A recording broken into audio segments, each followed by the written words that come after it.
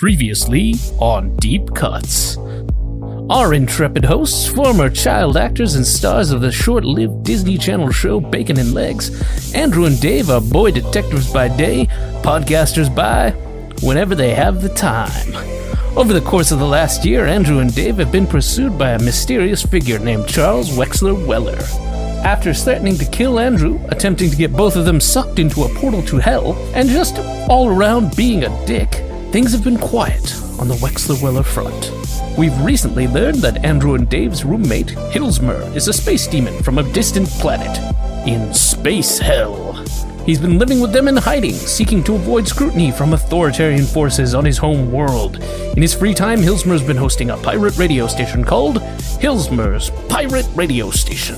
However, for those listeners who have truly been paying close attention and not just switching to another podcast when the calls to action for smashing of subscribe buttons and leaving of reviews happen, they'll know that Charles Wexler Weller himself has retrieved the body of Quam, the four-armed, four-eyed, four-eye-patched bounty hunter who attacked Dave, Andrew, and Hilsmer.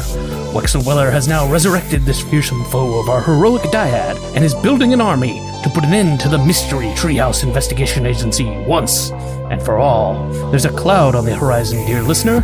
Andrew and Dave have no idea of what's headed their way. A satanic army led by Charles Wexler Weller.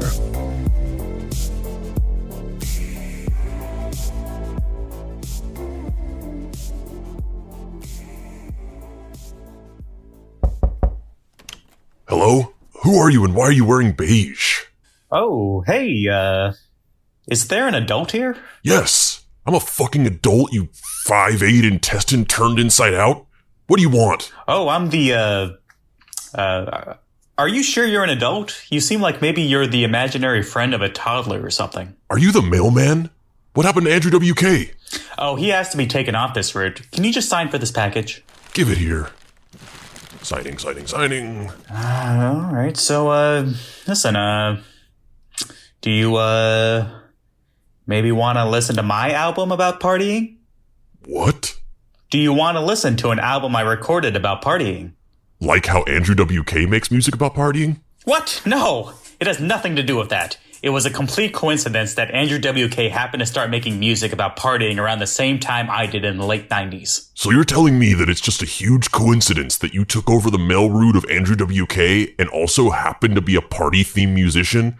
And you're not weirdly stalking his life single white female style and trying to become him? Yes. Okay. So, do you want to hear? Get out of here, you lanky son of a bitch, and buy some pants next time. Act your age. Come on, man. Well, I guess this saves me a second trip. What? What are you talking about? Did my new order of berries and mush come? For some reason, I'm having a hard time remembering. Goodbye forever, you Fozzie the Bear if he was an anthropomorphized Chipotle late afternoon shit-looking motherfucker. That was the meanest mailman I've ever met. I just want more berries and mush, man. Huh. What even is this package I just signed for? It says, "Do the Mystery Treehouse Investigation Agency, care of Andrew and Dave." I should definitely open it. Weird. It's a record? Just like a shitty novelty CD? Bacon and Legs present the Dead Boy Detectives sing some tunes. What the fuck is this shit? Oh, weird. It's a tie-in record for the canceled TV show that Andrew and Dave were child actors on. It seems kind of collectible. I wonder if it's worth anything. Oh, holy shit. This sold on eBay for like a cool $500. Goddamn. Maybe I should put this online. I bet there's a cult following for that stupid show that would eat this shit up. You know, this is actually a perfect way to drum up some hype for my new peer-to-peer data sharing site I'm developing called Hilsmer's Pirate Music Site. Just gonna put the record on this data-ripping device I conveniently have hooked up to my computer here. This file is huge. This is gonna take forever to start uploading. Oh, hey, Hilsmer. What are you doing? Oh, I'm just uploading this thing to my new internet pirate site. You mean Hilsmer's Pirate Radio Station? Sort of. It's an offshoot of that called Hilsmer's Pirate Music Site. It's a place where you can connect directly with other people and share music from your hard drive. I'm hoping that in a few months, basically the entire world's catalog of music will be available on my site for free. You mean like Napster? Like what? Napster. It's the thing that came out in the late 90s. That's literally what you're describing. Napster. Fake news! I invented this. It's an idea nobody has ever thought of before, and I'm gonna be rich because of it. First of all, Hilsmer, how does that plan even make sense? How do you expect to become rich from a site that literally steals things and gives them away for free? And also, you better be careful because whenever Napster came out, it basically got into a bunch of legal trouble, was this huge cultural punchline, and the disgraced founders had to shut down the company. Actually, we should do an episode about Napster. You're right. Why didn't we think of this before? That'll be the perfect Deep Cuts Season 1 end-of-year finale episode. Huh.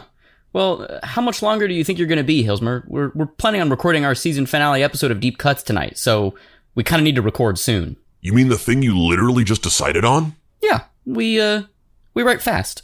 Well, I don't know. It kind of looks like this thing might take a little while. This file is taking forever. What's the file? It's some weird obscure CD some fans sent you guys.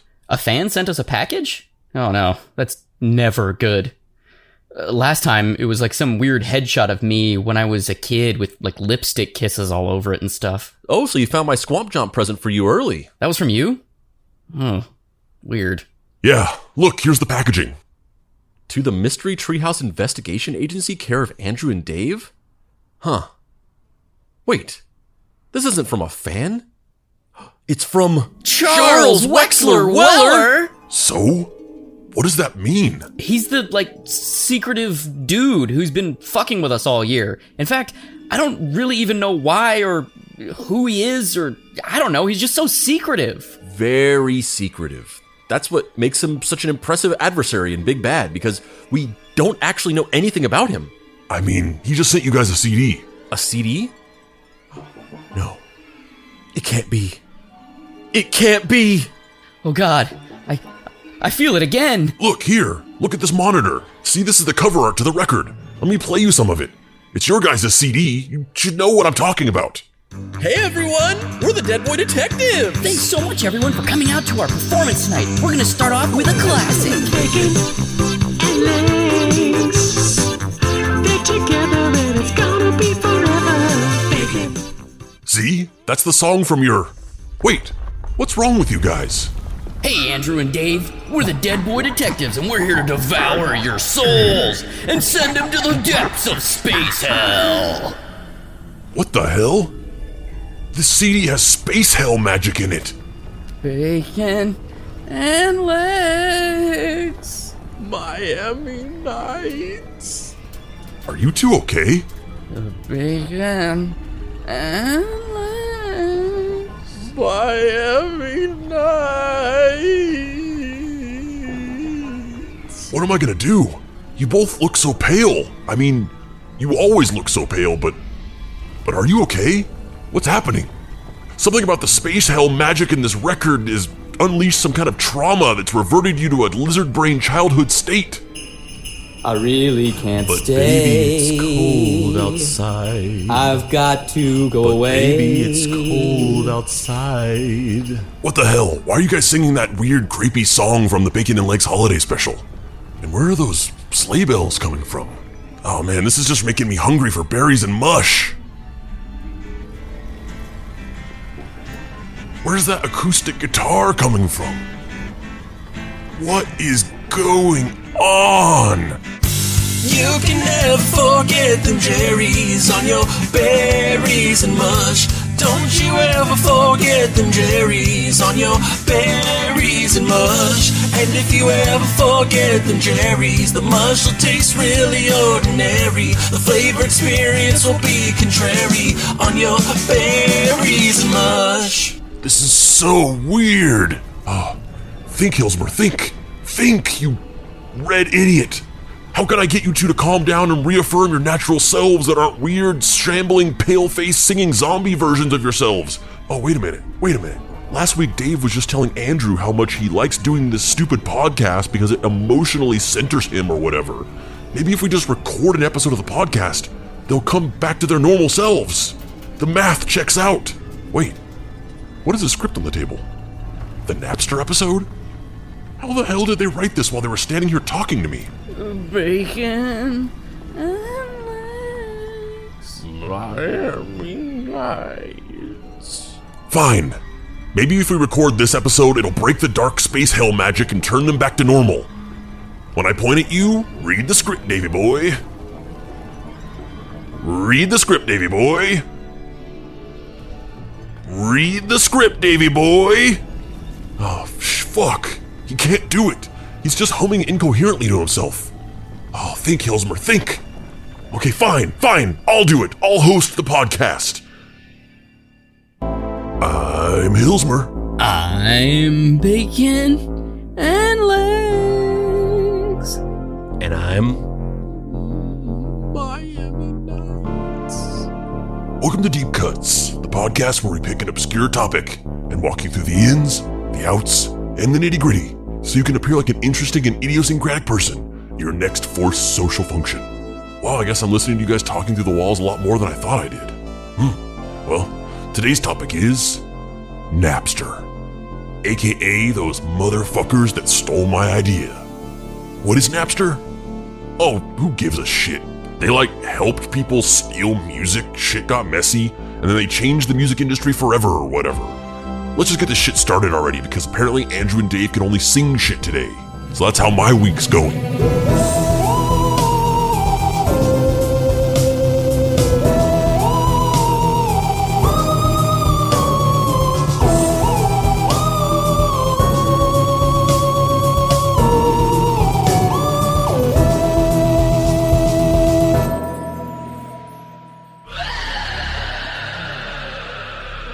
Act 1.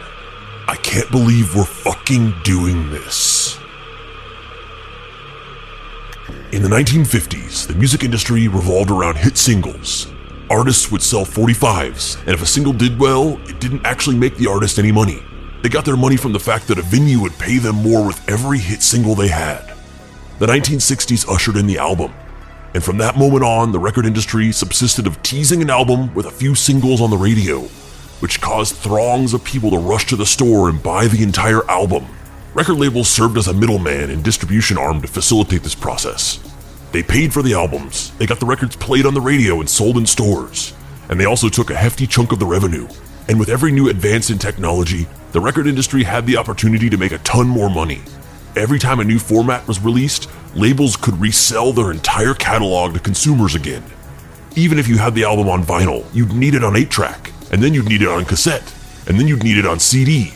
Technology served the industry. Every advancement and innovation meant more money for the corporate fat cats. I love eating fat cats. Wait, no, that's Alf. I do not eat cats. I don't want to get sued by the guy who created Alf. This led up to the 80s and 90s, which showed one of the biggest booms in sales in the music industry. Tons of records and CDs were selling. The industry was also getting majorly corporatized. Independent labels were getting bought up by giant corporate behemoths, and the entire industry was narrowing down to just a handful of corporate giants. They were raking in cash hand over fist, and the consumers were happy to consume music in this way. gonna say goodie tonight. No, it's gonna be alright. Andrew, what the fuck are you saying right now? Are you okay? My jeans pulled on tight. What black-rimmed glasses insanity are you spouting right now, Andrew? Where's that distant ethereal sound and that spacey synthesizer emanating from? Wait, I think it's working. Whatever horrible psychic trance the boys are in, it's like you've been granted the power to manifest music into life and it's the only way you can communicate. Sounds like a convenient setup for a musical episode. Bet you didn't expect that, bitches.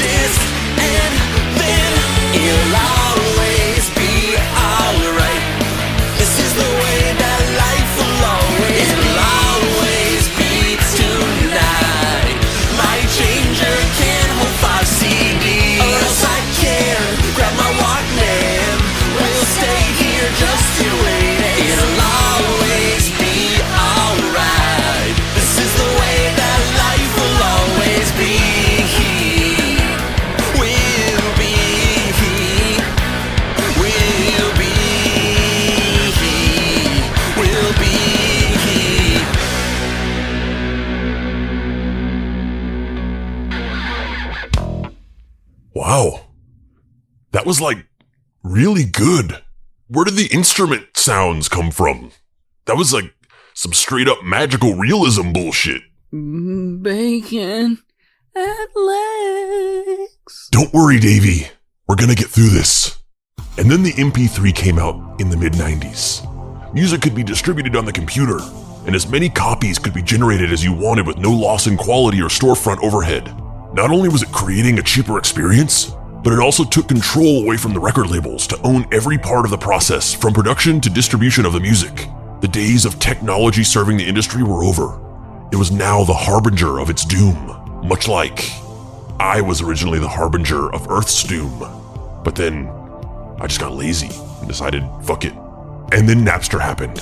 Sean Fanning was born on November 22nd, 1980, in Brockton, Massachusetts, in an unstable family, ending up in foster care a few times.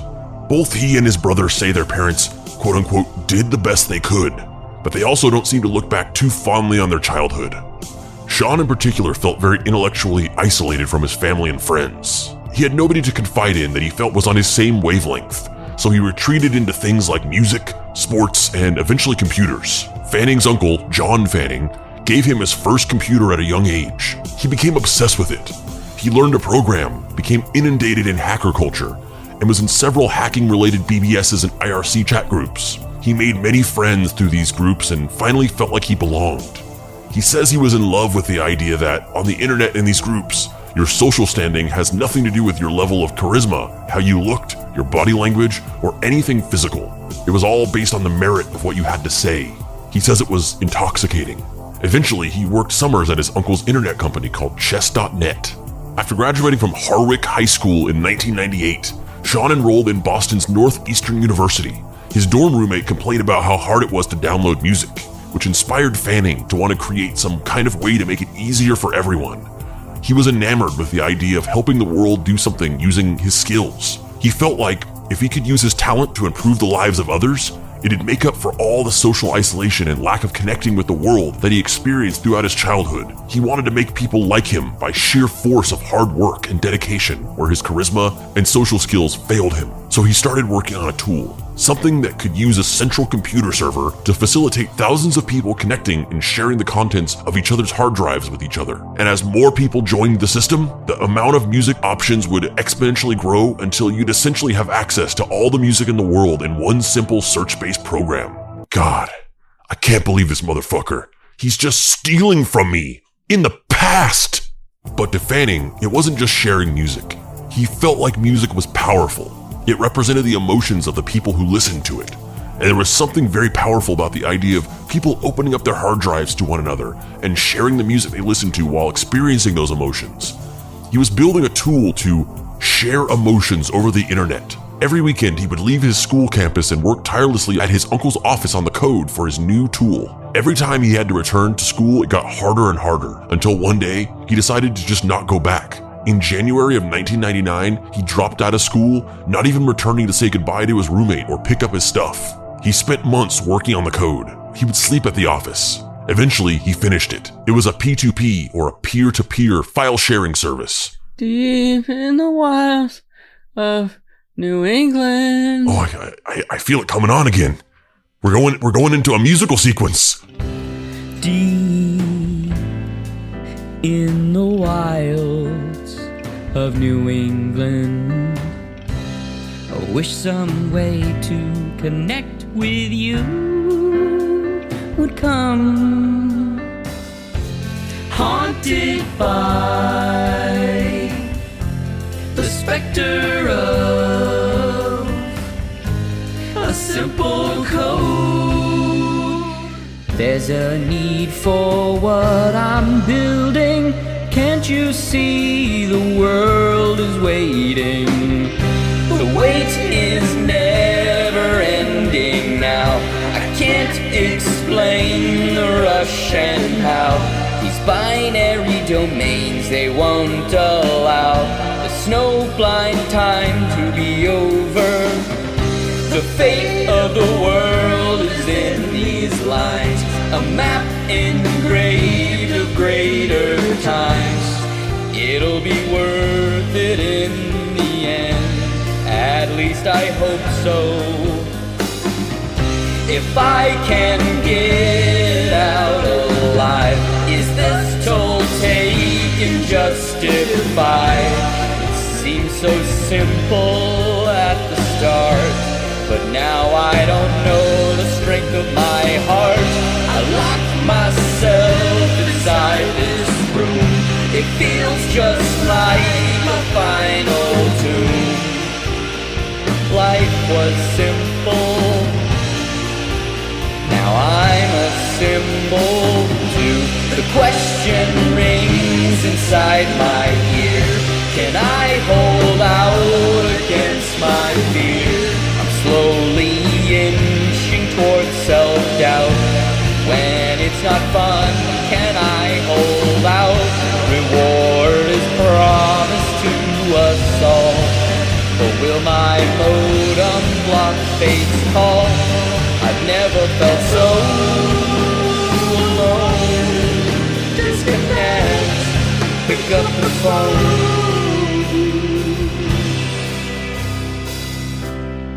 Me dialing up, and you're not here right now. I just wish connection came easier somehow. Haunted by the ghost of a simple code, a simple code, a simple code.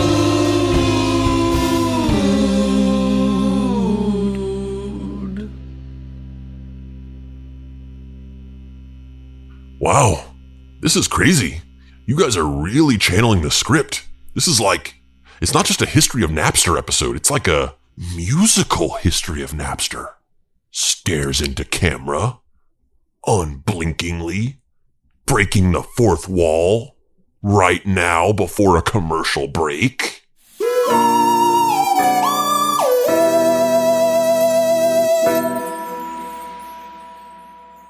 Hello. Are you a fan of the motion pictures and comedic stylings of one Eddie Murphy? Do you have powers and abilities far beyond those of most normal human beings? Are you an escaped subject from the government's top secret MK Ultra program? Then boy, have I got a deal for you. I run a theater here in your local city. We will be showing the motion picture Norbit, which is very real. And you will be able to come to this free screening because of your time in the government's top secret MK Ultra program. You are highly encouraged to attend this free screening for the enjoyment of you, a person who enjoys the motion pictures and comedic stylings of Eddie Murphy. Please come. This is not a trap set by the government. I am a real theater owner and not a CIA operative. So if you are interested in seeing this free screening of the motion picture Norbit, which again is real and was made, please come to an abandoned warehouse in the garment district. Also, if you have any children who may have inherited your abilities, please bring them as well. This is very important. Again, this is not a trap set by the government to recapture escaped MK Ultra subjects. That is ridiculous. This is just a free screening of the motion picture Norbit, which was made and is very real. Thank you for your time. I hope to see you soon.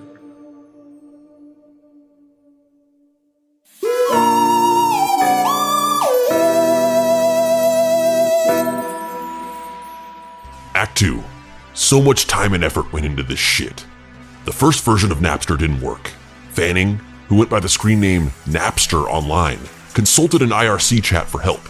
He crowdsourced bug fixes but wouldn't show anyone the full source code. All the hackers actually found this fun.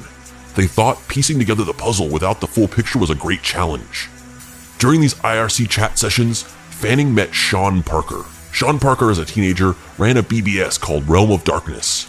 He wasn't a skilled programmer like Fanning, but he was obsessed with the intersection of technology and business and wanted to start a tech company. He even had connections for financing. He saw Fanning's program as a golden opportunity to get in on the ground floor of something big. When they decided to go into business together, Parker set up meetings with investors. Fanning flew to meet him, and Parker's dad drove them to their first investor meeting. This feels kind of weird without the interjections and conversations with Andrew and Dave. Let's liven this up. Dave, what do you think about this Sean Parker guy? Bacon and Legs. Oh, that was a bad idea. Very bad idea. Crying makes me very uncomfortable and kind of horny. Anyway, May 1999, the program, now called Napster, after Fanning's online screen name, was released onto the internet for free. Huh, sounds like another idea stolen via time machine. It connected to a series of servers, and you could search song files by names. The server would facilitate the connection to download the music, but the music was not on the server. It facilitated you connecting directly to the hard drive of the person who had the music file. Napster was the first of the massively popular P2P file distribution systems, although it was not fully peer-to-peer. Since it used central servers in order to maintain lists of connected systems and the files they provided, while actual transactions were conducted directly between client machines. Well, I'll tell you one thing, Hillsborough's pirate music site is full P2P, baby. I don't even know what a fucking server is. Actually, there were already networks that facilitated the distribution of files across the internet, such as IRC, Hotline, and Usenet, and Hillsborough's pirate music site. But Napster specialized exclusively in music in the form of MP3 files and presented a user-friendly interface. The system didn't just have a bunch of free music. It had a bunch of alternate versions, bootlegs, etc. of songs that weren't commercially available at all. They created a Napster IRC, and the program spread by word of mouth across the internet through that.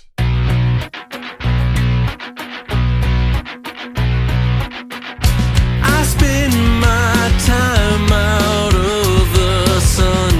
I write my code in C++. I see my dreams in O's and ones. My dreams all crash when I click run.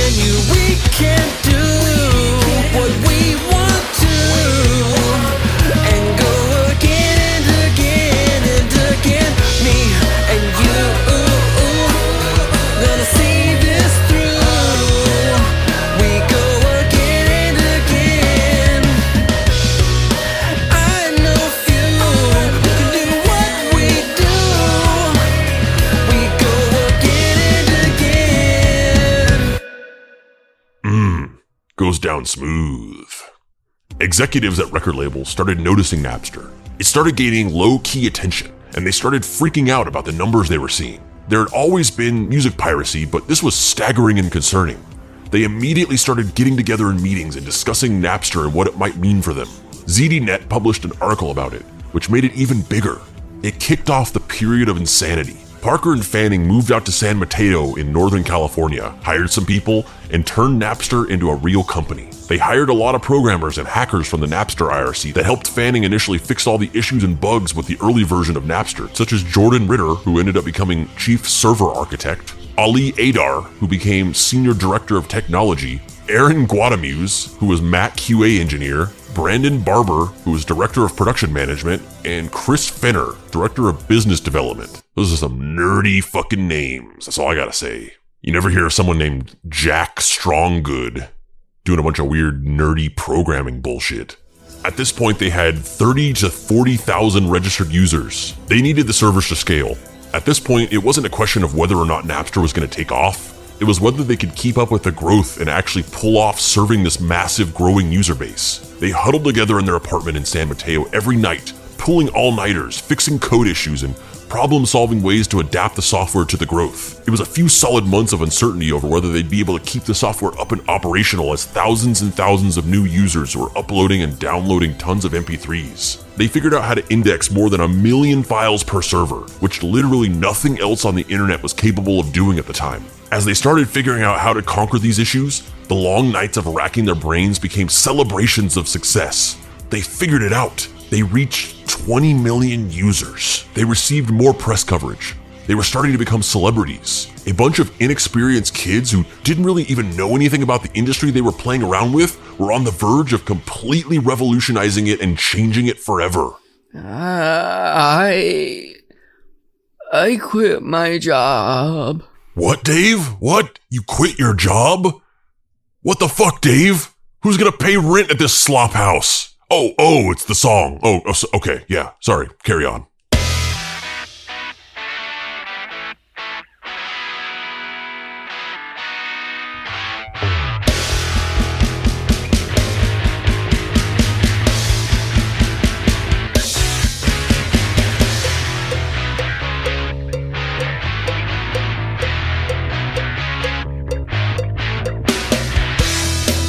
Quit my job and I packed up all my clothes, away from the gaze of a simple code. Bags in the truck and I hit the road. Gotta go to San Mateo.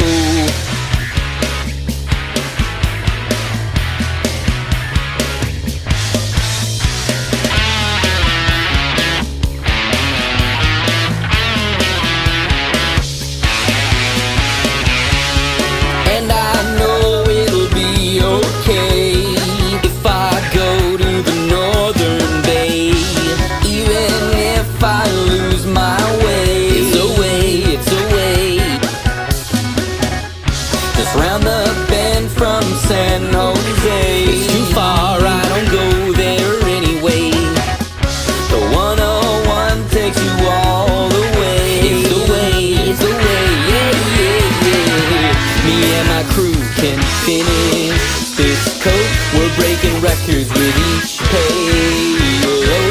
When your heart is down and your head is light, here's a place to retire. San Mateo, please wash over me. Night or day, I love you either way. San Mateo, I need you kinda strange. Night or day, I love you, San Mateo. Nothing can stop us, we're building something great. We're in the best part of the goddamn state. When your heart is down and your head is mild, here's a place that inspires.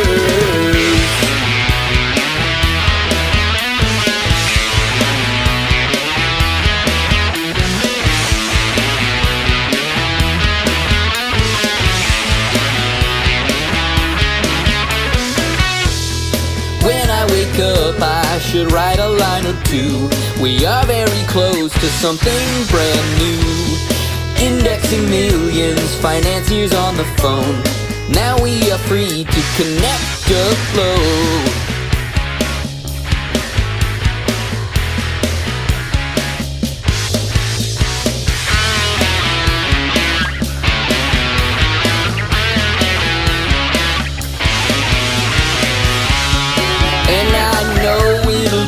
Okay, if I stay in the northern bay, even if I've lost my way. It's the way, it's the way.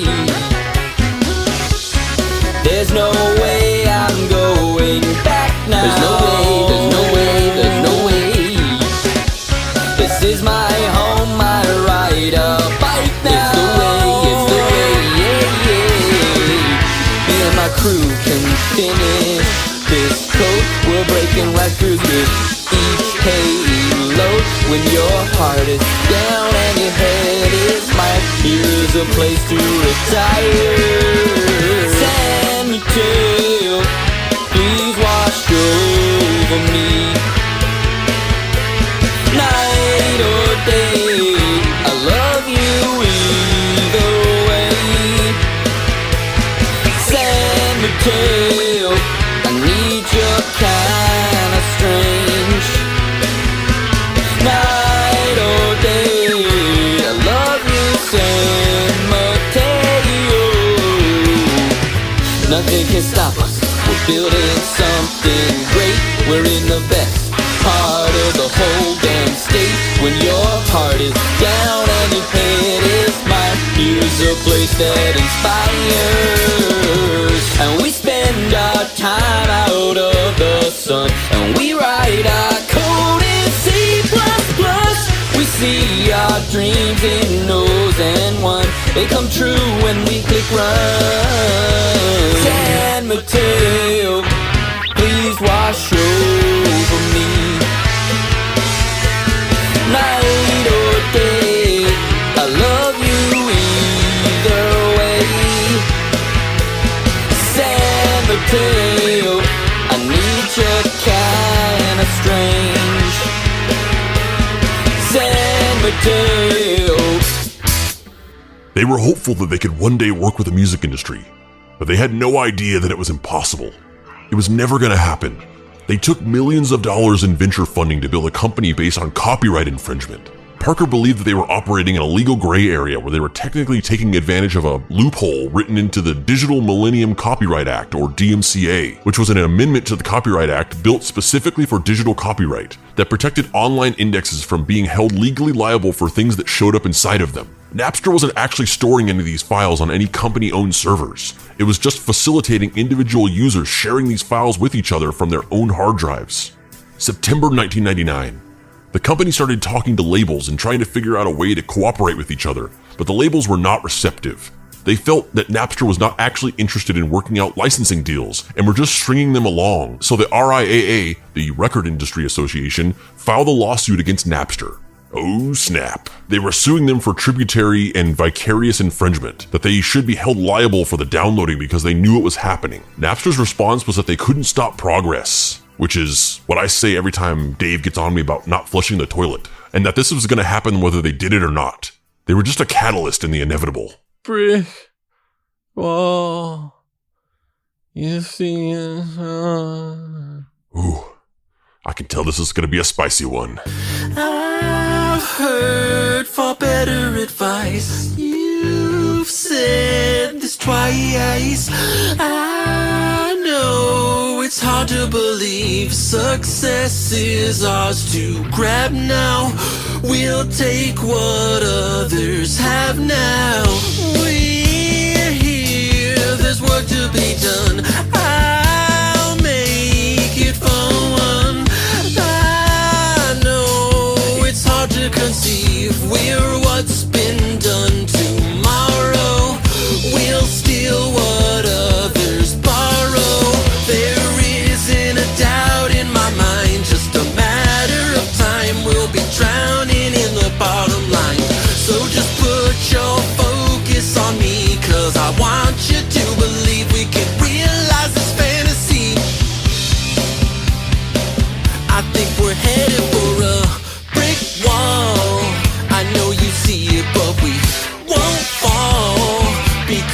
have each other. It's never gonna bring me down. We're on our feet as we hit the ground, and we're never gonna leave this town now. I see we're headed for a brick wall. It might impede us, but we won't stall, because we'll build a way around. Everybody can hear the sound. It's in the wire, it's what we found, and we're never gonna leave this town now.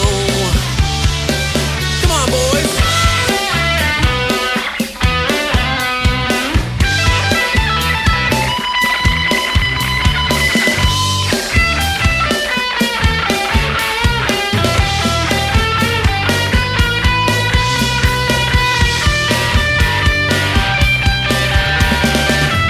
I'll bet you never expect what happens next.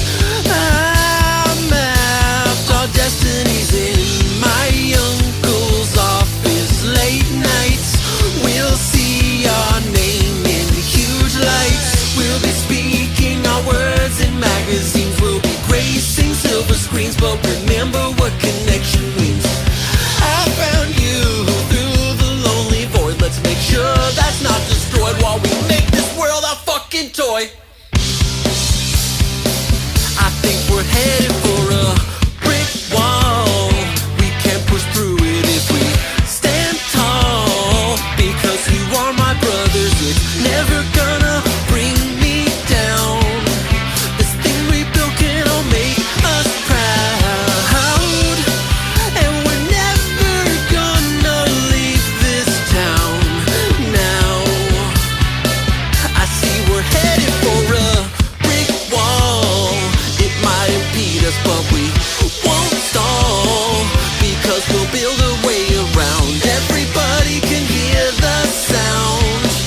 It's in the wire, it's what we found, and we're never gonna leave this town now. I think we're headed for a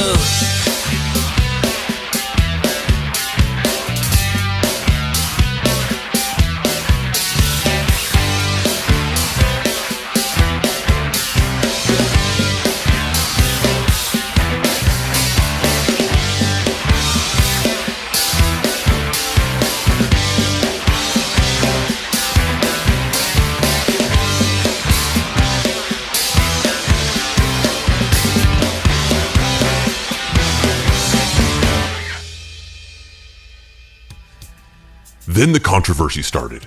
Universities started banning Napster from being used on their campuses. They claimed it was done because it put an enormous strain on their campus internet.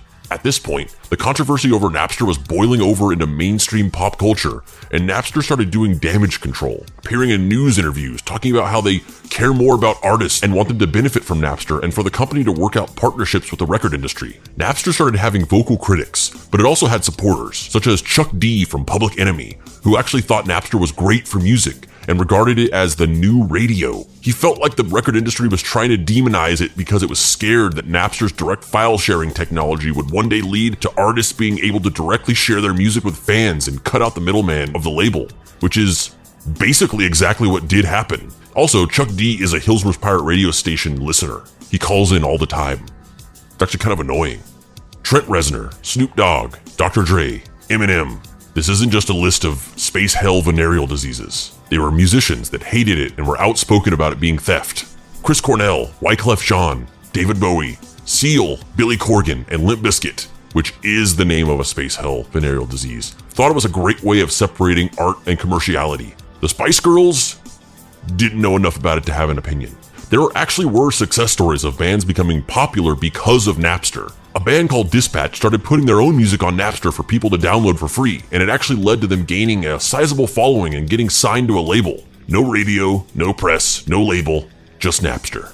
Napster became the most talked about company in the country. They were getting popular, going to big cocktail parties with Arnold Schwarzenegger, Warren Buffett, and the founders of Google. People were talking about how cool their company was. On the outside, they were basking in the new fame, but behind the scenes, they were stressing out over the growing legal issues that were piling up. The RIAA wanted Napster completely shut down. The record industry felt completely blindsided. It felt like an ambush.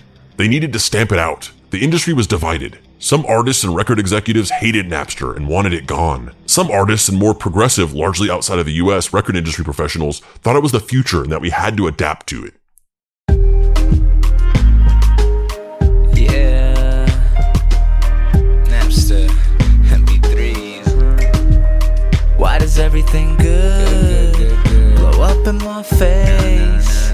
I think maybe I should move out of this place. Man, I thought we could connect, not make you upset. I never learned my lesson. I look around the circle and it's just me in the session. I never thought my love of music would make me the villain. Now they telling me I'm stealing while their pockets overflowing. And I can't pull the plug cause this whole thing's growing. Yeah, it's been a whole day and I'm still here flowing. I don't take breaks, for Pete's sakes. I'm a world record breaker, please get off my case. I laid waste to the competition with my proposition. Since I came into the game, shit just hasn't been the same. I could do it all again, all I really need my brain. See, I did it for the people, wasn't in it for the fame.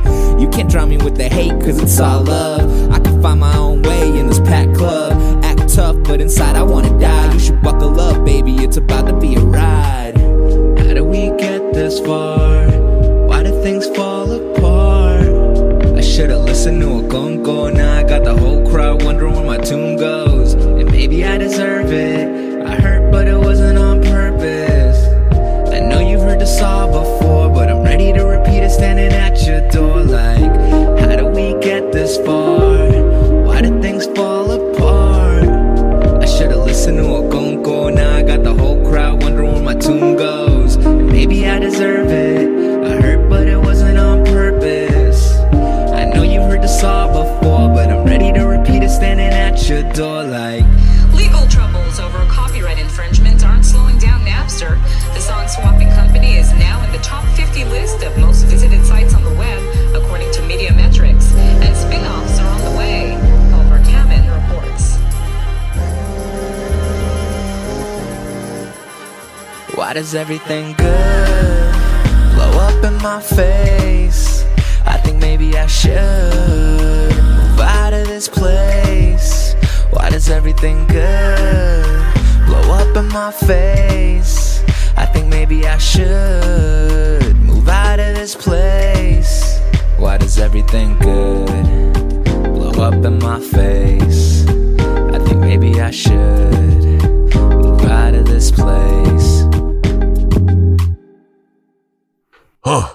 Your voice sounded completely different then. Almost like a completely different person. May 2000. Napster was a huge cultural phenomenon, but steeped in legal trouble almost from the very beginning. The graph of Napster's spike in popularity was almost identical to the graph of its growing controversy. Everyone in the US was just beginning their love affair and obsession with downloading and sharing any music they wanted for free, but it was also being talked about on the news, MTV, etc. as this growing threat to the music industry. And then enter Sandman, and also Metallica and Lars Ulrich.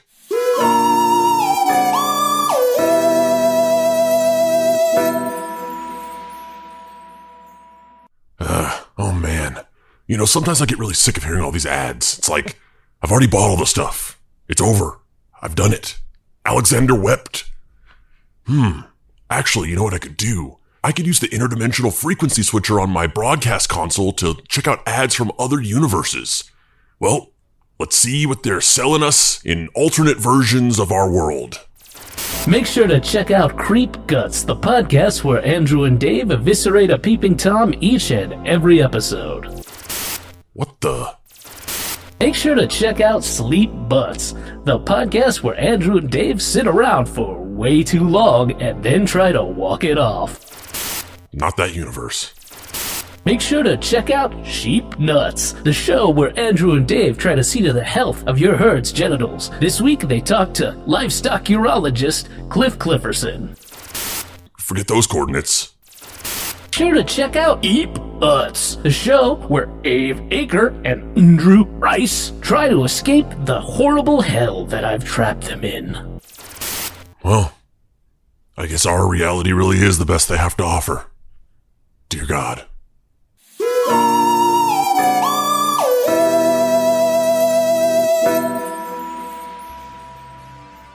3. A vaguely European accent that you can't quite place and find equal parts annoying and mesmerizing. They, or specifically Lars, became vocal critics of Napster after discovering that an unreleased early mix of their song I Disappear had somehow made its way onto Napster for public consumption despite never being released or making its way out of the recording studio. Going on interview shows and talking about how the software was theft. They delivered a huge list of 2,600,000 usernames of people who had illegally uploaded the unreleased mix of I Disappear and demanded those users be banned. They literally printed the names on paper and delivered them to the Napster offices. Napster complied, but banning even hundreds of thousands of users for uploading a song was like throwing a cup of lukewarm water on a forest fire. When Lars showed up at Napster, there was a huge media storm, tons of reporters and news vans. Lars held a press conference outside. The Napster employees were urged to hide inside the office and not come out, but Fanning and Parker decided they'd sneak out the back door of the office, go across the street, and watch the spectacle. Lars hand-delivered the list of names to the other guys at the office. Upon meeting them, Ulrich was blown away by the Napster guys. He expected some skeezy hacker villains, but what he met were a bunch of baby-faced college kids, the types of people who would literally be his fans. He reflected afterwards to a reporter that he found the entire exchange to be very cordial and thought it had gone a lot better than he had expected. Funny enough, despite the fact that Ulrich was just arguing that his music and livelihood shouldn't be put on the internet for free, it wasn't Napster who received negative publicity from this stunt, but rather Ulrich and Metallica that received a major backlash. They were mocked and regarded as lame sellouts by tons of young music fans who thought it was very un-rockstar-like behavior of them to whine about a cool new music sharing app. They thought that metal was supposed to be anti-establishment and rebellious and sticking it to the man, and they thought it was ironic that they were acting as the man in this situation. Ardent values. Ardent values. What are you saying, Andrew? Farts and Calhouns? The fuck does that mean? Oh, this song's gonna be interesting. Farts and Calhouns. Can't even imagine what that's about.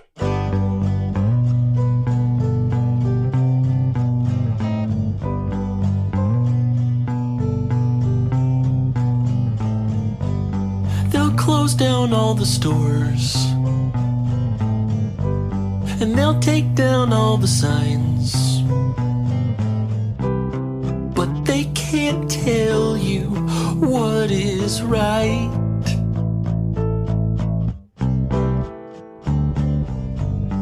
They knock down all the walls, and they destroyed all the barriers between you and me, but they can't tell you what is free.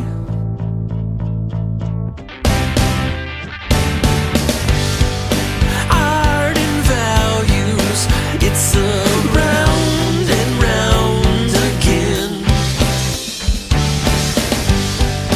What is right is what is right, my friend.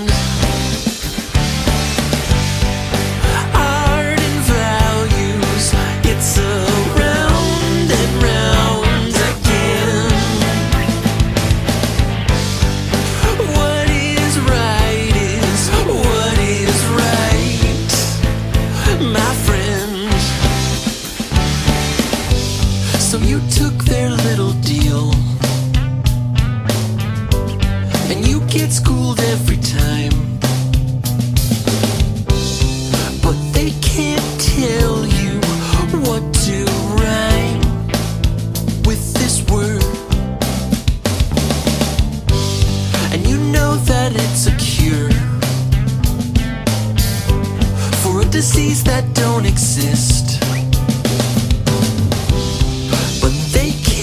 Tell you not to be pissed. Well, I am.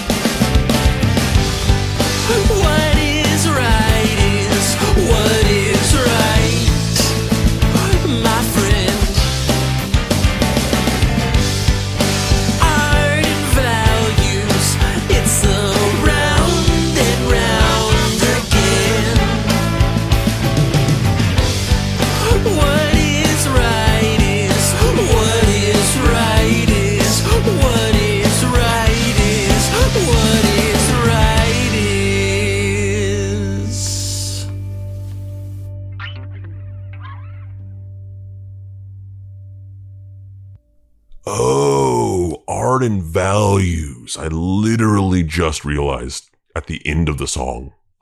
And then Napster went to trial in the US Senate. Napster, Ulrich, and other artists and record industry executives testified in front of the Senate Judiciary Committee. Artists and record labels argued Napster was theft.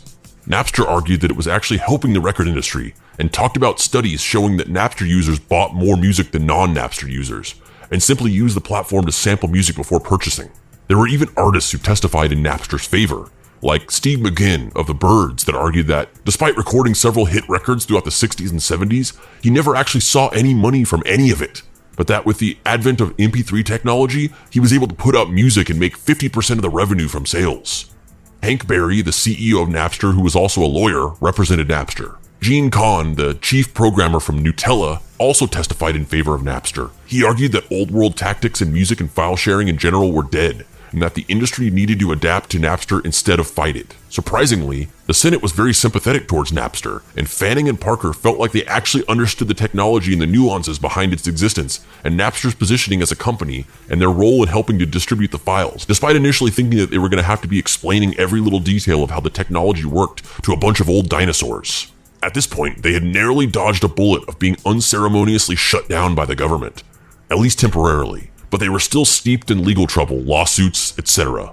And because of this, they couldn't update the app. Napster still existed in its early version 1.0, and Napster team's hands were too tied dealing with these lawsuits to be able to update it despite their audience continuing to grow.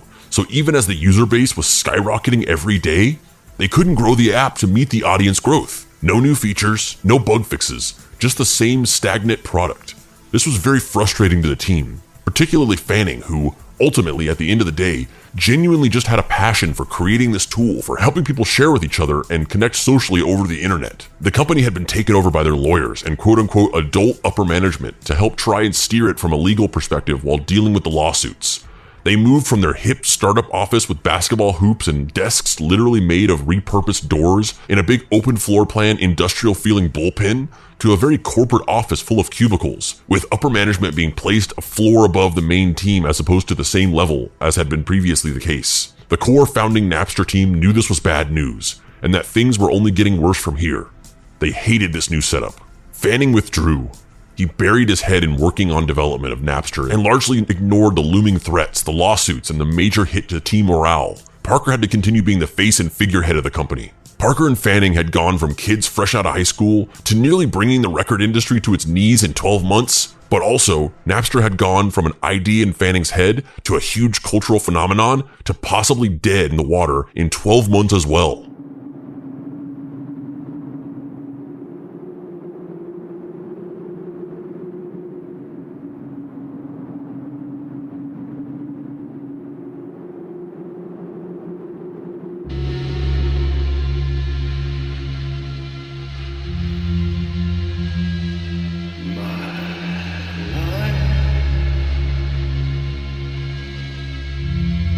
There's a fucking mess.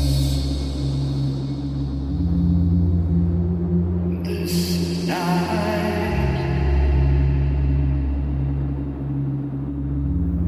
shall forever last.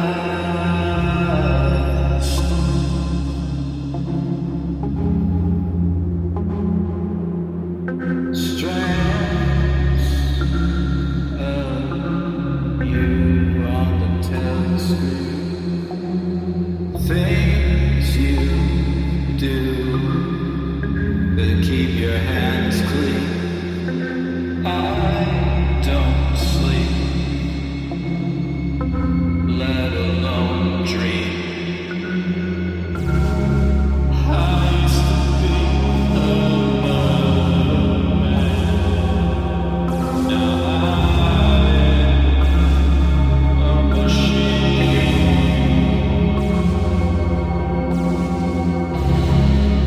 I used to have all of these plans.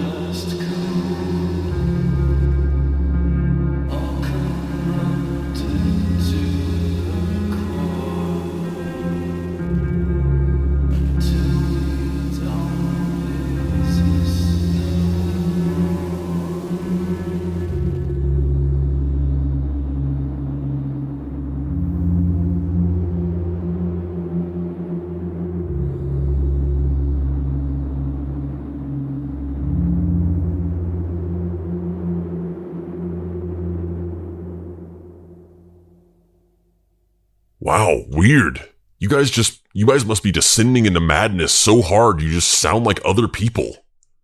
Real weird. The RIAA issues an injunction against Napster. A trial is set to determine the future of the company. They are moving to shut down Napster.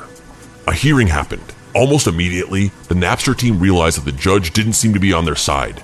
This wasn't like the Senate hearing. It didn't seem good at all. They got a huge rock star lawyer, David Boies, and thought they had it in the bag. But ultimately, Boies didn't understand the technology and completely bungled the case. And then some memos from the early days of Napster leaked to the press in which Parker acknowledged that the company was well aware that their users were pirating music, and that they should design features into the app to protect the user's anonymity. And remember, the entire legal gray area that Napster was firmly in hinged on the fact that they could have plausible deniability that they weren't aware of any pirating going on in their software. But here they were, openly acknowledging it and also discussing ways to essentially aid and abet the pirating. The memo that Parker sent said, "Users will understand that they are improving their experience by providing information about their tastes without linking the information to a name or address or other sensitive data that might endanger them, especially since they are exchanging pirated music." They had broken the kayfabe. The email changed the whole game. The memo is blown up and projected in the courtroom. Parker was fired from Napster, a hostile takeover by the corporate managers. Parker asked Fanning for help to preserve his position at the company, but after talking through it with Fanning, he decided that it was good for Parker to be able to leave, and that he was lucky to get out of this whole thing scot-free. He wasn't going to help him. Fanning felt stuck in hell. You've broke the kayfabe now. The lawyers know. I said the kayfabe, and now you're interpreting it in song form. And now you're stuck in hell with all these corporate bros. I get partial songwriting credit for this one. Yesterday I can't remember. It's been so long since last December. The snowblind time cuts and dismembers all of the dreams that burn like embers. You have to know that things are bad now. I have no time to be a dad now. You shouldn't have said that we pirate. Now you're the problem and they'll fire it. This used to be fun, but now we're up against a wall of ones and O's. This used to be fun, but now you're free to live the life that we once chose. Please, sir, won't you just spare me? I need work at this company. This is all that I can be. I have no future, can't you see? We thought we were so carefree. We doomed ourselves to misery. Things cannot just be shared free. This is freedom, can't you see?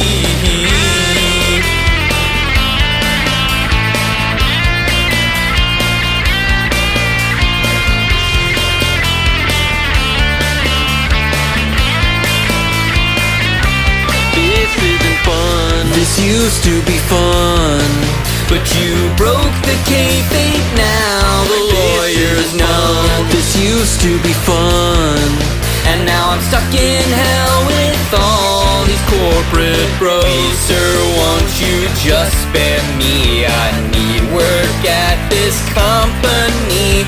This is all that I can be. I have no future, can't you see? What could our existence be? Our vision cut off at the knee. Things cannot just be shared free. This is freedom, can't you see? And when I run out of hope, and when my back's at the rope, I'll think of you and suppose no one ever knows me as much as you know me. Please, sir, won't you just spare me? I need work at this company. This is all that I can be. I have no future, can't you see? We thought we were so carefree. We doomed ourselves to misery.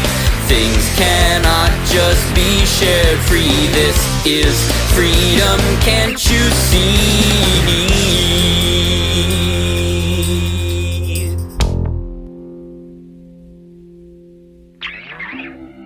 They lost the case. The judge ruled against them. It was a huge win for the record industry, or at least it seemed so at the time. The company's future was hanging in the balance, and their protracted legal battle was being blasted out on every news channel and blog site on the internet. However, Napster's lawyers got the judge to grant a temporary reprieve from the injunction. They wouldn't have to shut down until the case was seen in the Ninth Circuit Court of Appeals. The Ninth Circuit was way more sympathetic to Napster. Napster's entire case now pivoted to, quote, "We intended for Napster to be this thing for sharing music legally with each other, but then it kind of got tainted by piracy. But ultimately in the future, it will become a great legal tool for sharing music legitimately that is paving the way for the future of digital music distribution. So don't shut us down now before we've been able to realize our potential." And the judges were receptive. The Ninth Circuit refused to shut down Napster. Fanning was under a huge amount of stress. October 2000. Bartlesman Media Group invested $80 million into Napster to turn it into a music subscription service. A paid model. Bertelsmann, and particularly their CEO, Thomas Middelhoff, thought that digital downloads of music on a subscription service was the future of music, and they wanted to use Napster to be at the forefront of this brave new world. But the team was exhausted. This wasn't fun anymore. They weren't developing a cool product to help their users share. They were just trying to survive. They were getting fed up. Winter of 2000. As part of the court case, Napster agreed to filter copyrighted music from searches. They had a row of computers full of temps dedicated to coming up with variations of keywords to filter. Fanning knew this was the beginning of the end. Napster had become a cultural punchline. Jokes about the company were in every late-night talk show. A popular series of flash cartoons making fun of Lars Ulrich came out and spread around a pre-YouTube internet. Ulrich went on to the MTV Music Awards and did a sketch with host Marlon Wayans, where he appears inside of a college dorm room and attacks a student illegally downloading Metallica music on Napster. February of 2001. In the next trial, the court sides with the RIAA and it orders Napster to remove millions of copyrighted songs from their indexes or shut down. Tons of the core Napster team started leaving the company. They were done. Fanning became detached. He would just sit and strum his guitar in a zombie-like state. Fanning was doing a lot of press and trying to pretend like Napster was going to rise from the ashes, but behind the facade, he was completely dead inside.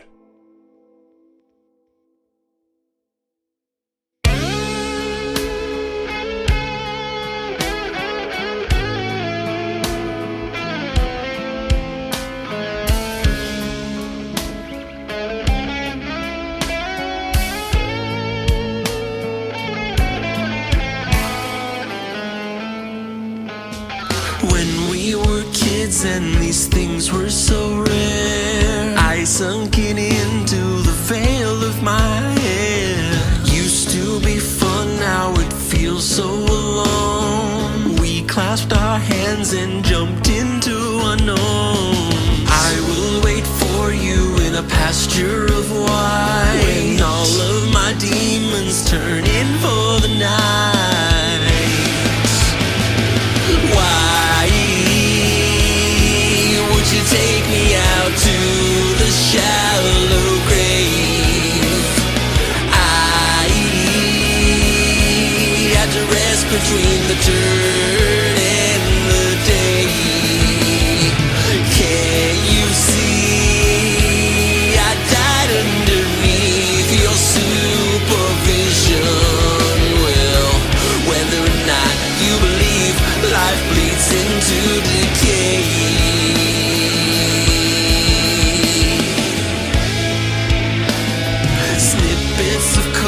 Now stuck in my mind, relics of when we had nothing but time. I thought connection was within my means. I only built an infernal machine. We were young and you swore to God we had nothing. I'd still wait for you, storm the gates if you asked me.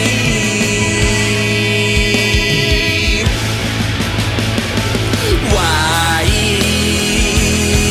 would you take me out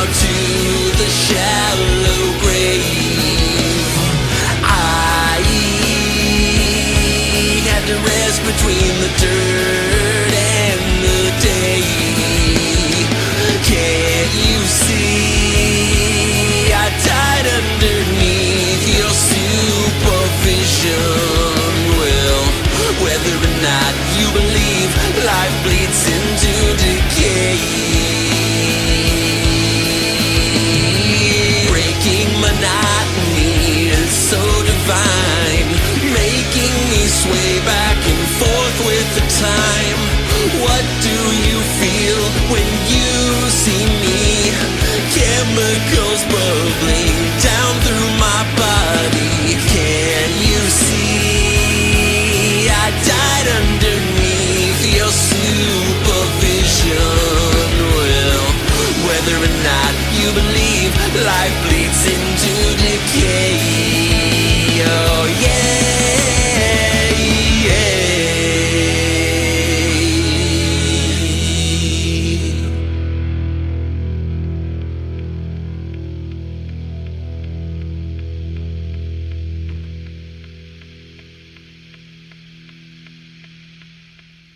Oh, that was emotional.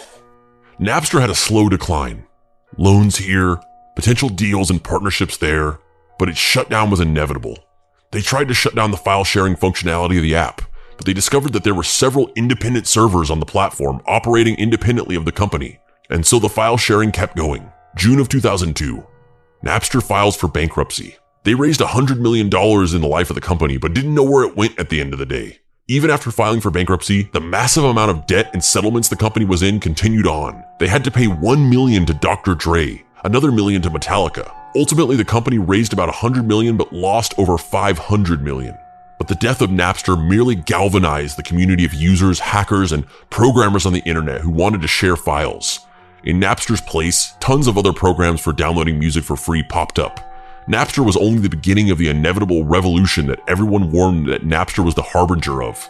Kazaa, Nutella, Morpheus, LimeWire, Grokster, Hillsborough's pirate music site, all legendary destinations at equal standing and equal cultural relevance. Some would say perhaps one of them at a higher level of relevance than the others. The cat wasn't going back in the bag. The cat that I will never eat because please don't sue us, Alf creator. Over the next several years, the RIAA and record labels tried to get a handle on the rampant piracy that cropped up in the wake of Napster. They eventually started trying to actually sue and prosecute people caught pirating. None of these things worked. The piracy just continued on. They sued 18,000 people and created a lot of bad press. They were suing their customers, which only served to turn them into bigger villains than they were already perceived as. Despite their efforts, sales in the music industry tanked. They were cut in half from the late 90s to the early 2000s. It wasn't really even until the last 10 years when the record industry finally figured out how to combat piracy and adapt to the technology. Streaming, Spotify, Apple Music, etc. Giving people music for free but with ads so they could get paid. The artists don't really get paid though. It's still total bullshit for the artists. Lars Ulrich has since tried to claim that his criticism of and public battle with Napster was never about the money, but rather about Napster cutting in on their turf. He's tried to rebrand the whole ordeal as Metallica calling out Napster for some kind of gritty street fight with two warring gangs battling for control of a neighborhood, instead of as aging businessmen getting litigious over lost revenue. It hasn't really worked, but culture has evolved around him to kind of wind up on his side. Whereas people thought he was lame for crying about money and rights to his music back in the 90s, it's now considered punk rock to stand up for artists getting paid and being a champion for artist rights. Napster was rebranded to become the European face of Rhapsody's music subscription service and still exists to this day. All the Napster founders got hired out of big tech companies. Fanning founded a company called Snowcap that was an independent copyright database that helped creators manage the rights to their work, almost as some kind of penance for the Pandora's box, pun intended, that he opened with Napster. The company didn't take off. It was supplanted by iTunes, which essentially became the central hub for all sales of digital music for a while, before streaming created a host of competitors that decentralized the industry in the 2010s. He started a gaming company called Rupture after that and sold it to EA for $30 million. Parker struggled for a long time, unable to find work and was in a massive amount of legal debt. Until he became an early consultant for Facebook, got in on the ground floor, was portrayed by Justin Timberlake in the David Fincher film Social Network, and made an absurd amount of money. He eventually went on to invest in and work as a consultant for Spotify, which he thinks is the ultimate realization of what Napster was supposed to be. In 2013, Fanning and Parker reunited to form another company together called Airtime.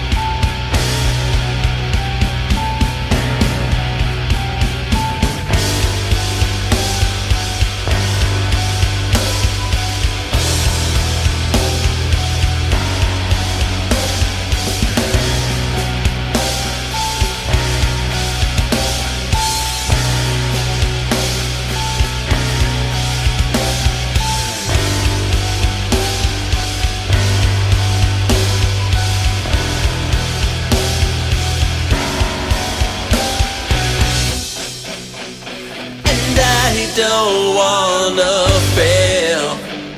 It's alright, but I won't. And I don't wanna fail. It's alright, I won't go. And take my friends along and drag them down below. I will rise up for those who helped bring me so close.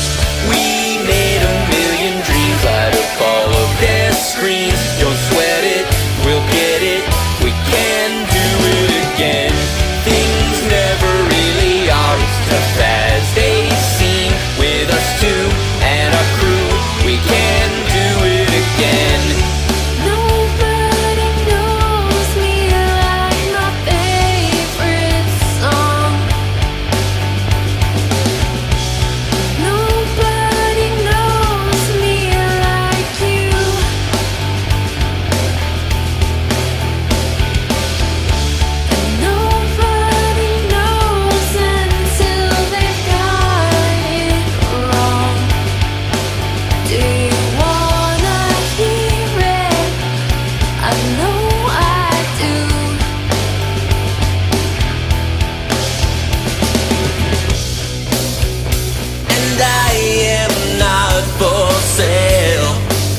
I'm alright, but I won't. I will not be so frail. I will fight, I'll be bold. I will build something to hold, and then I will break the mold. I will rise up for those that were chosen by my code. We made a million dreams, light up all of their screens. We won't quit, we'll build it, we can do it again. A greatness has arrived within both of our means. With us too, something new, we can do it again.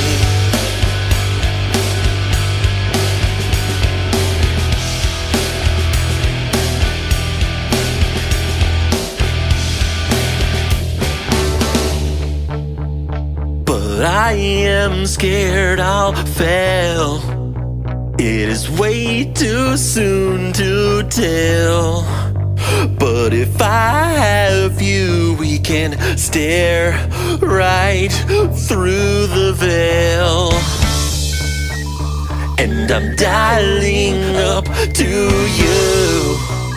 My connection's getting through. We can complete the code and change this false to true.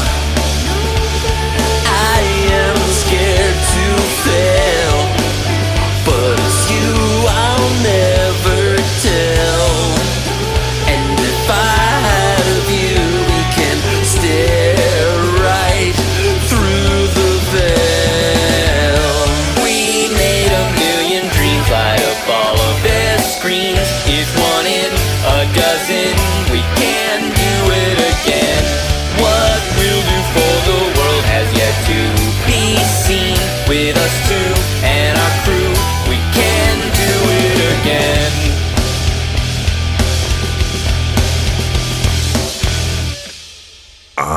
Hilsmer. And I'm Dave Baker. And I'm Andrew Price. Yeah, fuck yeah, we did it. You're both back. It's my Davey and my Papa Pricey. Oh man, you can. Oh man. I feel like I've been singing for like 2 hours. Why is my voice so sore? You can find me online at heydavebaker.com. Andrew, oh god, I feel so woozy. Where can people find you on the internet? You can find me in my therapist's office unpacking decades of emotional trauma that I still haven't fully processed. And you can also find me at dapricewrites.com, where you can get my book, Deadbolt, AI Private Eye. Man, I know I present a tough and uncaring facade, but I was really nervous about you guys. I'm glad you're back to being normal. Yeah, the trauma of bacon and legs. Miami Nights caused both of us to go into some horrible trance-like state. I know. I had to host this dumb musical episode for your stupid podcast to get you guys out of it. Don't ever say I didn't do anything for you. I don't know what's worse, watching you both sing or having to host this shitty thing. Yeah, I'm really thankful, man. Thanks a lot, Hilsmer. It means a lot that you came through for us. Jesus fucking Christ. What was that? That sounded like a bomb, dude. It sounded like someone just crashed a really well-designed spaceship into the side of the Mystery Treehouse. Really? That sounded like an explosion to me. No, trust me. I have a really good sense of hearing? Let's go out into the living room and see. Holy shit, who the fuck are all you guys? There's like a fucking team of asshole villain peoples in our living room. Oh fuck, Quam? Yes, Hilsmer, it's me. It's Quam. Yeah, your old four-armed, four-eyed, four-eye-patched nemesis. Back from the dead. Resurrected in order to lead this satanic army to defeat our ultimate enemies of the Mystery Treehouse Investigation Agency. Jenny Frionka? Hello, Andrew. It's been a while. Dave! Dave? I don't remember you having a cyborg arm the last time we met. Since you broke my heart, life's gotten a little weird. I don't go by the name Jenny anymore. I have a new code name. They call me Destructo von Torturstein. Yeah, that doesn't exactly roll off the tongue now, does it? It only really sounds good when it's screamed while your intestines are being pulled out of your body. Oh, okay. And who the fuck are you? Galactic Boy 0000000000001. Enemy Unit Andrew. I made a deal with a shadowy benefactor in order to save my home dimension, sacrificing my freedom to save theirs. Don't tell me. This shadowy benefactor is Charles Wexler Weller, right? Man, this guy's really starting to get on my nerves. He sent the Swamponomicon after us to try to get us sucked into a hell dimension? He's always sending us weird packages? I got a paper cut the other day and I just feel like he had something to do with it. And now he has this team of weird bounty hunter guys here to kill us? Fuck, man. This sucks. I'm just gonna say it. I usually keep a positive outlook on things, but fuck this. To say nothing of the fact that they've flown a fucking spaceship into the side of the Mystery Treehouse. Well, to be honest, guys, we're actually pretty late. The original plan was that old CWW was that we would use the Bacon and Legs record to like stun you guys into like incapacitation or whatever, and then fly in here, kill you, and kidnap Hilsmer in order to collect the bounty on him in space hell and all that stuff. But you know, that didn't happen. Traffic was a bitch. Well, the best laid plans of mice and men and all that. Who's that walking out of the shadowy smoke-filled depths of the spaceship? I can't make him out. A dude in a business suit? Is it Brian Ferry? You don't know my voice, but I know all of yours. So well. Because you see, you've been a thorn in my side for years now. Cursed me with an obsidian mission. Ordained me with a simple, clean purpose that can only be summarized by a solitary, lonely word. Revenge! What? Wait, what? I'm lost. Who is this guy? I am here to accomplish what I set in motion all those episodes ago. The death of Andrew! The fact that you're unable to witness the dawning of your own oblivion is both strangely endearing and mildly annoying. Wait a minute, so you have a badass cyborg-armed chick, like, obsessed with you, and I just got this guy wanting to kill specifically me? Like, what the fuck? What did I do? What is happening? I feel like I'm a good person. He's leaning into the light. I can almost make out his face. We already found out his identity like 30 seconds ago, Hilsmer. I think you need glasses. My friends, my name is Charles Wexler Weller. Oh, fuck! Attack! Oh, Jesus! They have guns and laser cannons! Oh my god! Oh my god, is that a rocket launcher? I hate this Galactic Boy guy. He's like flying around, burning everything with flamethrower arms. Things are just continuing to not be positive for me. I'm really hating all of this. I hate you, Dave. I hate you! Everyone else is getting paid to be here, and I'm doing this for free, you little shit! Jenny,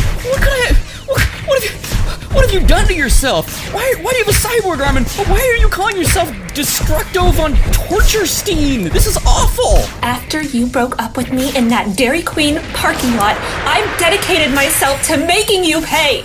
All of this is because of you! What are you talking about? The breakup was mutual! Anyone who has ever said that is fucking lying. It wasn't mutual. You're a dickhead, you tiny little mini-me motherfucker! Andrew, help! She's pinning me to the ground! She's gonna stab me with this horrible-looking syringe thing coming from her super cool cyborg arm! What hurts worse, that or the body shaming? You know what's gonna hurt is when I'm fucking dead! Help me! Oh, yeah, of course. Sorry, I've got into the semantics. I'm coming, Davy boy. Not if I have anything to say about it. Enemy unit Andrew. Bro, what the fuck? What kind of deal is worth destroying all of my books? That laser just destroyed a lifetime of collecting useless shit. My Gremlin book read-along record set was in there. That shit is impossible to replace. I found it at some garage sale that disappeared when I looked back at it. I'm only doing this to protect my home dimension. Enemy unit Andrew. My friends, my family, my dimension are what are important to me, not your pathetic collectibles. You're being a real dick, man. This is everything I could have dreamed it would be. The orchestrated chaos rippling out before me. A virtual cornucopia of destruction laid on a bed of sadness. An infantilized development. An overall composed of master strokes. This truly is the masteriest stroke. Whatever! I'm a fucking genius! All of those years learning super science, going back to school, traveling the world, studying in subterranean Tibet. It's so worth it for this moment. Alright, Quam. Round 2, let's go, motherfucker. Hilsmer, you might have mercilessly murdered me once, but not this time. Now, I'm powered by a necrotic serum given to me by Charles Wexler Weller. Oh, Jesus! Did that little red Muppet punch through Quam's head? Get away from my Davy boy! And I'll take this cyborg arm, please. Ow! Fuck! That's my goddamn arm! Not anymore, it's not. Andrew, what? Wait, Dave, I have to stop you before you say this. I disarmed you. God damn it, Andrew. Okay, you can keep freaking out now, Dave. Andrew, what the fuck are you doing? I'm reprogramming the cyborg arm to make it a giant remote control. What? No, you can't do that! Also, Jesus! Hilsmer, just stop punching Quam already! He's fucking dead. Again. Yeah. You're probably right. He's dead. Like, fully dead this time. He's just basically sauce. I'm just playing in the pulp at this point. But that's my arm! My arm! I'm bleeding out of my arm! I'm fucking... Jenny, it's okay. Calm down. Should I call the ambulance? Should I call like a flying ambulance that'll like fly here and help you? I'll kill you. Wow. That feels really wrong. I'm really sorry, Jenny. Or Destructo von... Mrs. von Torturstein? Cannot resist commands from weird cyborg arm reprogrammed as remote control by Andrew. Cannot stop. Zero! I command you to stop! Don't point those flamethrower arms at me, damn it! Andrew, stop this! Give us one good reason we shouldn't end this right now. Oh, my back! Oh my god! Andrew, did you just slip in a pile of Quam's intestines? Oh God, there's blood everywhere. I can't tell what's yours and what's his and what's Jenny's. You know, and God, this is awful. You dumb bitches! I'm gonna. No! All I have to say is a bad devoted eye official. Oh, fuck my dart gun! Oh, fuck, shit! I just shot myself in the face with my own dart gun. Oh, fuck! Oh, God, all these years of playing and scheming, I have to end it with me rotting on the floor in pain. It just isn't my. Fuck! Oh, a book deal! What? What book deal? What are you talking about? You complete pieces of shit. You've ruined my life. I was a struggling novelist. I had a book deal for a series of detective novels called The Mystery Treehouse. But then you bozos had to go and name your stupid business the Mystery Treehouse Investigation Agency, and you became so famous for solving crimes and also hosting hilarious and informative deep dive podcasts in your free time. It completely put the kibosh on my fucking book deal. So then you spent the next few years roaming the earth, becoming a super scientist, evil businessman guy with a shadowy cabal of villains? You should have just gone to Simon & Schuster or something. Like, this seems a little extreme. But you know what my favorite invention I've created over my time as a mad scientist, hell-bent on the purest revenge, opium of the soul? Jenny's super cool cyborg arm that has like weird metal slats in it, kind of like the, cable arm from the 90s. I think I'm dying. I'm pretty sure that you're already dead. It's fine. It's fine. Oh God, this is hell. You're here. Hey, I meant like you're dead on the inside. Like you're gonna be fine. The medics and cops and all that stuff are totally gonna come. Like they're probably flying here right now. No, not at all. These loafers. Oh, you're a loaf man too. Those are pretty badass. Rocket loafers! I got to get me some of those rocket loafers. But also, if he's not careful, he's gonna... Oh God, he's gonna... Oh God. That building is not gonna move. Fuck. Oh, fuck. I'm stuffed. Oh, what are you guys watching? Is that why you've been gone for the last 5 minutes? You were eating qualm? What? In space hell, four-armed dudes are a delicacy. I feel like that ambulance and cops will be here like any moment. What do we do with this like robot guy? I mean, I could let him go from this bootleg remote control thing, or I could have him self-destruct. That sounds fun. I would like to live. I need to protect my home dimension. Now that Master Unit Charles Wexler Weller is no longer here, I am free to do whatever I must to prevent anyone from returning to my home dimension. Oh, so you're not like a bloodthirsty maniac? Like the rest of these yahoos? Not quite, new friend Unit Dave. Well, I bet we could find some chores for you to do around the Mystery Treehouse. If you want, I don't know. I mean, this wall could probably be repaired. Does that sound like something you'd be interested in, Galactic Boy? Please, call me Zero. No, really. I think I'm dying. I need help. I'll put some more pressure on that wound. It'll be fine. It'll be fine. You know, it's so funny. We were just watching that episode with us on Bacon and Legs. Miami Nights. I'd prefer not to talk about any of that. Anyone want some more qualm? He's still warm. Freeze frame on everyone starting to laugh. Well, it looks like Andrew and Dave got themselves out of yet another jam. I wonder what they'll be up to next. Why, I have to imagine they'll find some obscure topic, walk you through the ins, the outs, and why even the nitty-gritty, so that you can look like an interesting and idiosyncratic person at your next forced social function. As for me, I am but a humble narrator, and I hope I get to speak to you again, and that you all have happy holidays.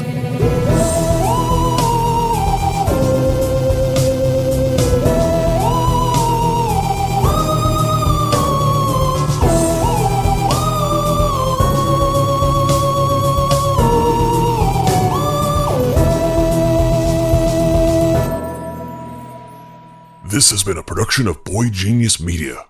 If you want to find this show and others like it, visit deepcutspod.com. If you want to join in on post-episode discussion, join the Deep Cuts Podcast Facebook group. Also, like the Deep Cuts Podcast Facebook page, as well as Hilsmer's Facebook page, and follow us on Instagram at Deep Cuts Pod. The Rise and Fall of Napster was written by Andrew and Dave. All the songs in this production were written, produced, and performed by the Dead Boy Detectives, with drums performed by Jake Noggle and sound mixing by Santiago Morilla Segovia, except Always Be Alright, which has additional vocal performance by Jaden Beyer and Ephraim Price. A Simple Code, which was written, performed, and produced by Jeremy Arambullo, with lyrics written by Andrew Price and Dave Baker, and performed by Dave Baker. You can check out Jeremy's cartoonist work at jeremyarambulo.com, ARAMBULO, and his music project, Fluorescent Beige, at fluorescentbeige.bandcamp.com. Everything Good Blows Up, which was written and performed by Good Bison. Good Bison has a new EP coming out at the end of January called Scattered Storms. The first single from the EP, Can't Predict the Weather, is already out everywhere you stream music. The next single will be out the first week of January 2021. You can check out more of Good Bison's music at goodbisonmusic.com or by following them on Instagram at goodbison. And Drowning in the Middle of the Universe, which was written and performed by Marvelous Persona. You can check out their album In the Blood anywhere you stream music. The incidental music used in this production was created by D. Catalano. You can check him out anywhere you stream music as well. These people are being credited for no particular reason. Mike Bedard, Mike Miller, Kelly Bohart, and Wes Robertson. Special thanks to Jaden Beyer for allowing her home to become a recording studio for the entire month of December without completely losing her mind. And to Ephraim and Alistair Price, who inspired all of these songs.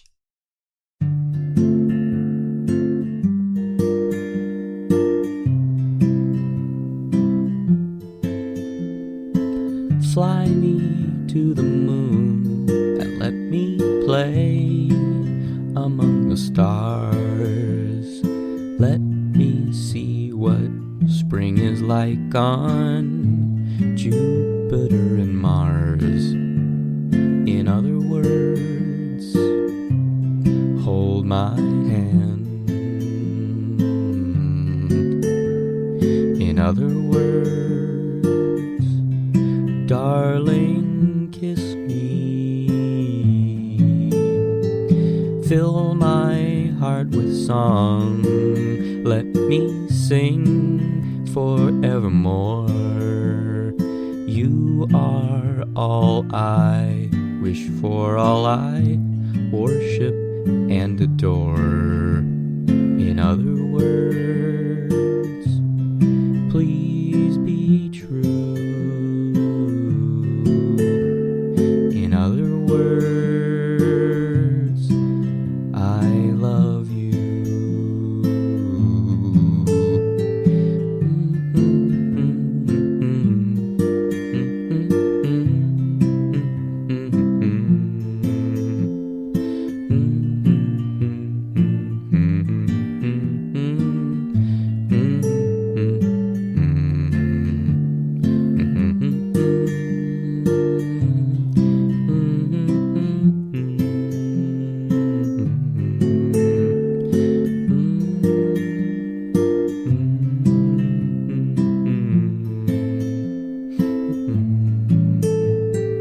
Fill my heart with song.